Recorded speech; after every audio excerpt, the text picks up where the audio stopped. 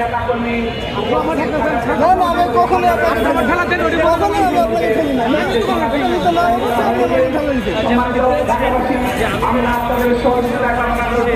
জামায়াতের ঢাকা মহানগর এই বিনামূল্যে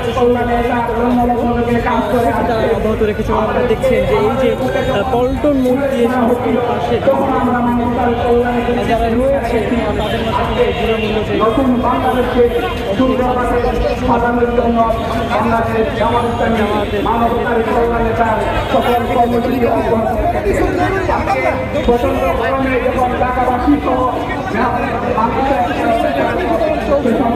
মানুষের পাশে দাঁড়িয়ে প্রত্যেক মানুষের কাছে সুখে বাণিজ্য পৌঁছার জন্য বাংলাদেশ জামাত ইসলামী সিদ্ধান্ত গ্রহণ করেছে।